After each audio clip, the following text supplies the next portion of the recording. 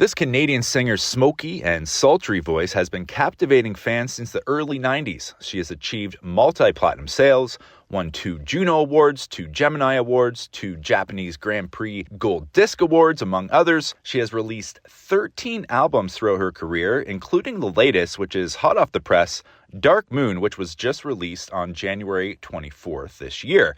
I'm joined by Holly Cole. Holly, how's it going? Good. How you doing, Aaron? I'm doing absolutely fantastic. Like I was saying before we started here, it's a little gloomy today, but I'm not going to complain. But no, let's dig into this brand new album, which is, like I said, it's only days old, really, streaming everywhere. Talk to me a little bit about this, Holly. You really put together quite an A-list ensemble of musicians for this album. Absolutely. I was fortunate enough to be able to assemble my dream team for this record.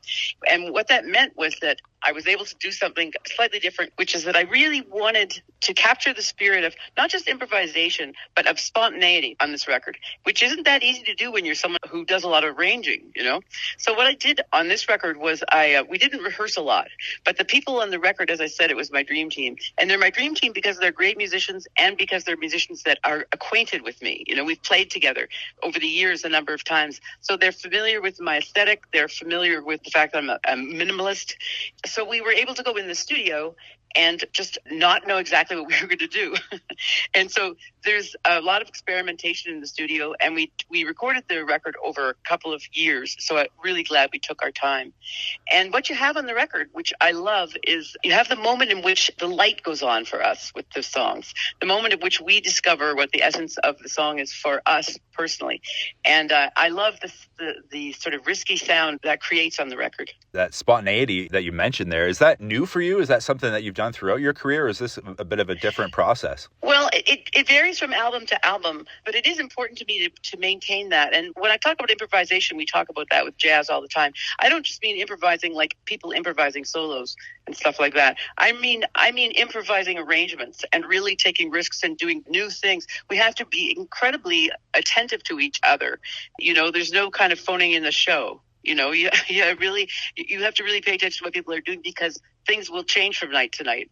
Perhaps, you don't know what's going to happen. And you said it took a couple years, and I guess that makes sense when you have so many people involved. That's a lot of schedules to kind of make come together. Was there bits and pieces when you were making the record? Was everyone there all the time, or was it kind of broken up, I guess, a little bit? Well, it was broken up because everyone has intense schedules too, so that have to be sort of worked around. But like I say, we did a lot of the work in the studio, not a lot of the work in advance in rehearsal. We did some of that, but I just said to people, look, we're going to go in there and you're just going to have to watch me and listen and see what happens. And that's what we did. Let's talk about your lyrics a little bit, Holly. I listened to Dark Moon. I think I started it last night and listened to it a bit this morning as well, or finished it this morning.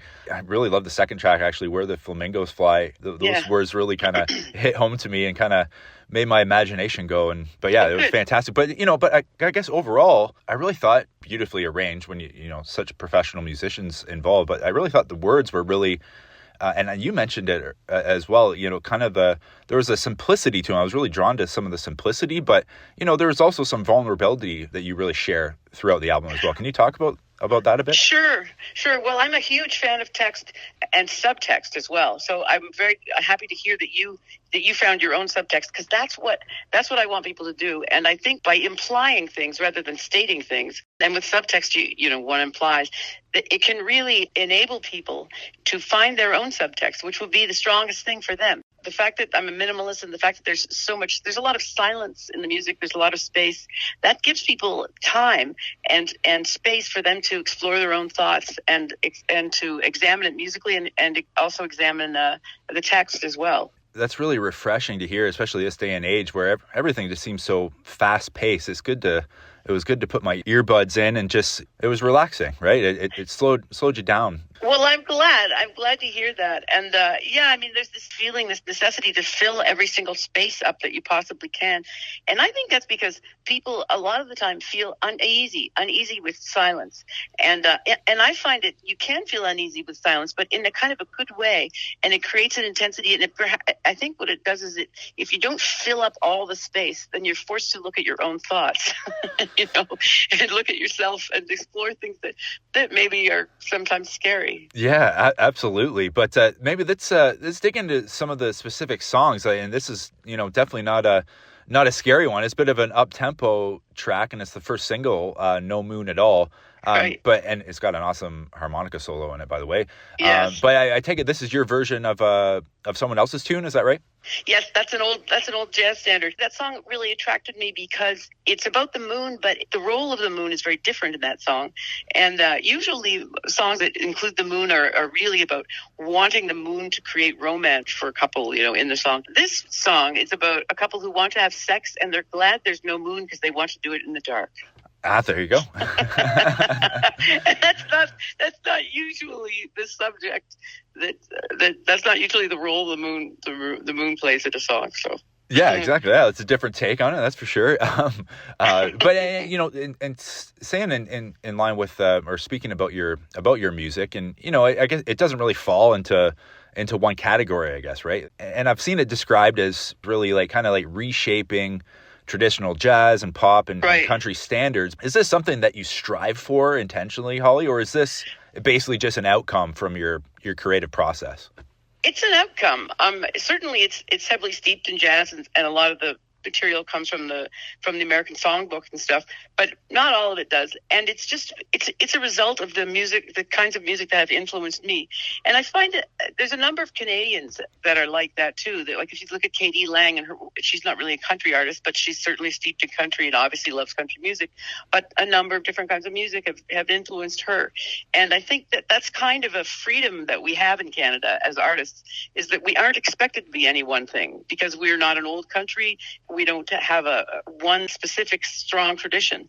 And so I think that it leaves us as artists open to being able to be whatever we want to be. And speaking of traditions, and I guess when we started the chat today, I mentioned some of your awards that you've won throughout your career.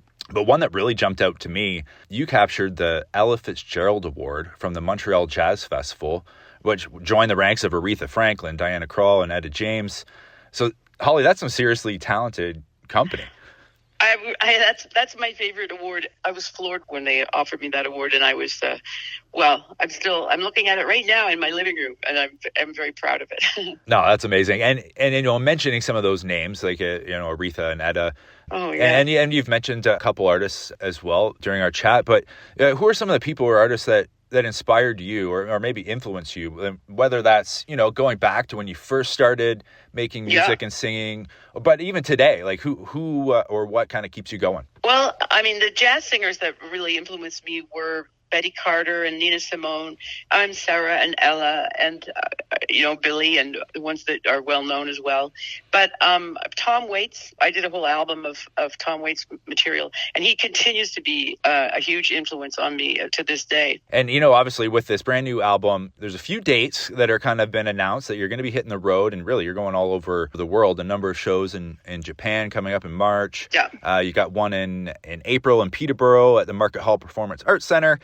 Show in Montreal, but from what I understand, there's going to be some more dates that fans can expect. Yep. I don't know the exact dates now, but I'm pretty sure we're going to Europe in the fall. We haven't been there for a little while. And I'll just mention, I want to especially put a shout out to the date in Montreal, because it's at the Montreal Jazz Festival on July 2nd. And it is my favorite place to play. It really is where we essentially grew up as a band playing there from way before I had a record deal. Like when I was in my very early 20s and stuff, we had gigs there, and I didn't even have a manager or anything. We cut our teeth playing there, and so that's my favorite place to play, actually. There'll be some nostalgia for you, but you're going to have some new songs to play in this one of your favorite places, so that's pretty cool. Absolutely. I'm sure we can stay tuned to your social media accounts and to hollycole.com for any updates for any of the shows, but definitely search up Holly's new album, Dark Moon. Click play. You definitely won't be disappointed. So, Holly, thank you very much for taking the time with me today. Thanks, Aaron.